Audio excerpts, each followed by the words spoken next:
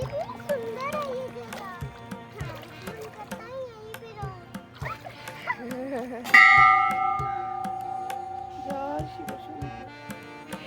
ভক্তি, ইতিহাস আর প্রকৃতির অপূর্ব সমন্বয়ে গড়ে ওঠা এক অনন্য তীর্থস্থান বর্ধমানের ১০৮ শিব মন্দির।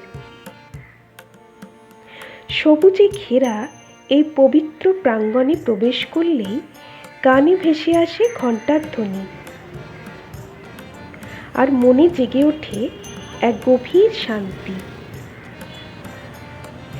শতাব্দী প্রাচীন এই শিবালয়গুলি শুধু ইট পাথরের নির্মাণ নয়, বরং বিশ্বাস, সাধনা আর ঐতিহ্যের নীরব সাক্ষী। এই ভিডিওতে আমরা ধীরে ধীরে হেঁটে দেখব বর্ধমানের ১০৮ শিব মন্দিরের সৌন্দর্য, তার চারপাশের প্রকৃতি আর সেই আধ্যাত্মিক আবেশ যা আজও অসংখ্য ভক্তের মন ছুঁয়ে যায়।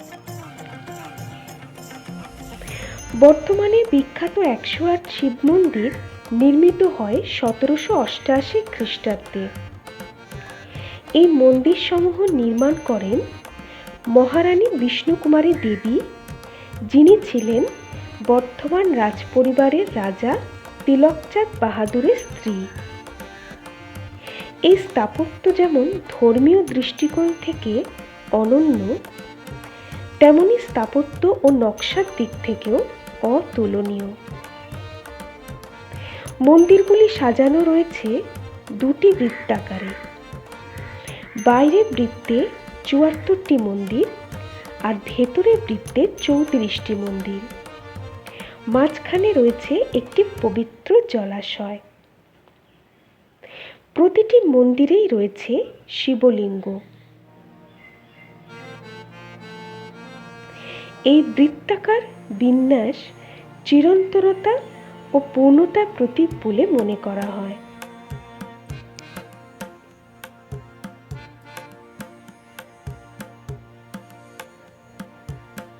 মন্দির প্রাঙ্গণটি ঘিরে রয়েছে সবুজ প্রকৃতি, পুকুর, কৃষি জমি ও শান্ত পরিবেশ, যা ভগবান শিবের দর্শনের সাথেই মেলে। কারণ শিব প্রকৃতি ও বৈরাগ্যের দেবতা।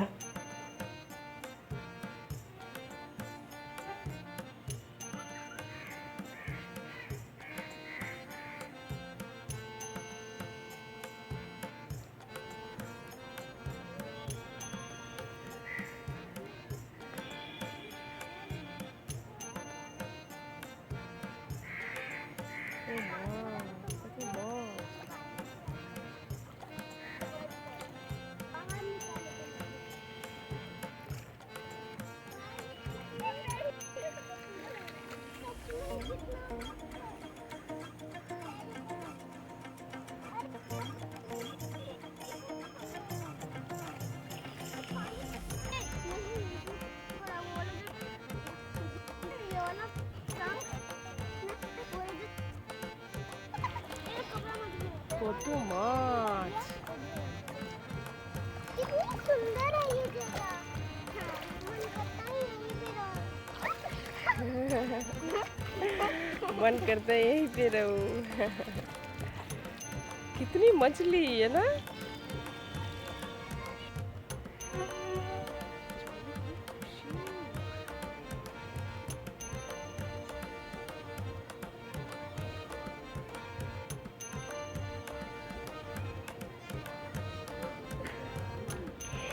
এই হলো মানত নন্দী পার্ক।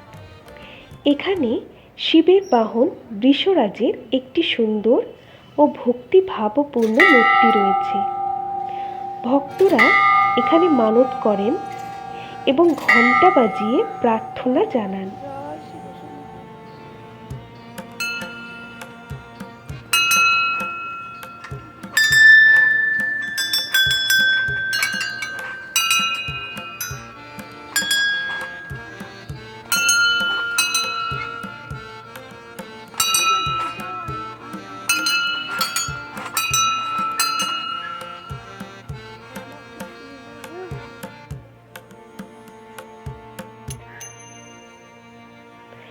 সন্ধ্যার আলোয় ঝলমল করে ওঠে এখানে প্রতিটি সূক্ষ্ম সূক্ষ্ম স্থাপত্য ও কারুকার্য।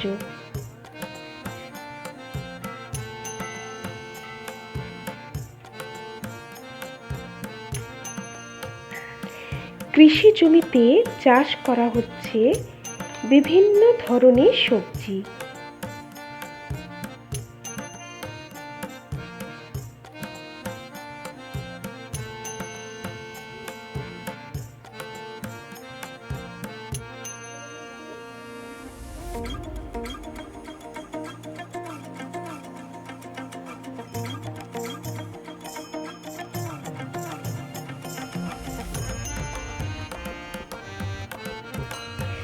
ভগবান শিবের অতি প্রিয় ধুতুরা ফল।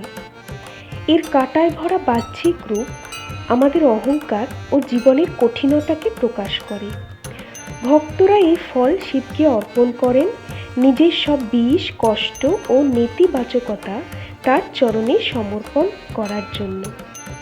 ধুতুরা মনে করিয়ে দেয় শিব সেই শক্তি যিনি বিষকেও অমৃতের শক্তিতে রূপান্তরিত করেন। মোরগছুটি ফুলের গাছ।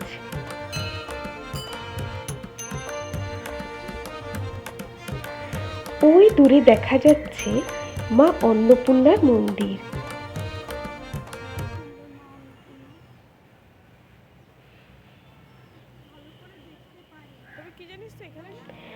পূজা সম্পন্ন করে আমরা 108 শিব মন্দির পরিক্রমা করেছিলাম।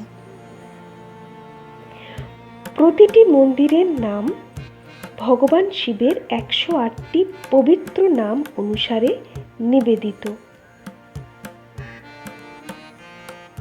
একটির পর একটি শিবালয় ঘুরে যেন মনে হচ্ছিল প্রতিটি পদক্ষেপে আমরা আরো কাছে পৌঁছে যাচ্ছি মহাদেবের আশীর্বাদের।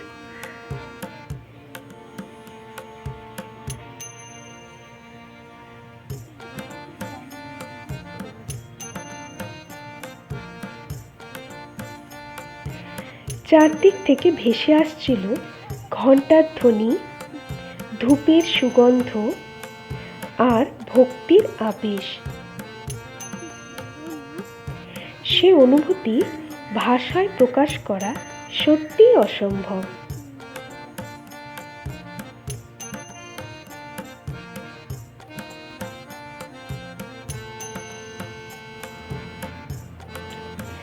সকালবেলা এই কাউন্টার থেকে আমরা সংগ্রহ করেছিলাম পূজার ডালি। প্রকৃতির এই নীরব সৌন্দর্য আর ভগবান শিবের পবিত্র উপস্থিতি যেন এনে দেয় এক অপার্থিব অনুভূতি।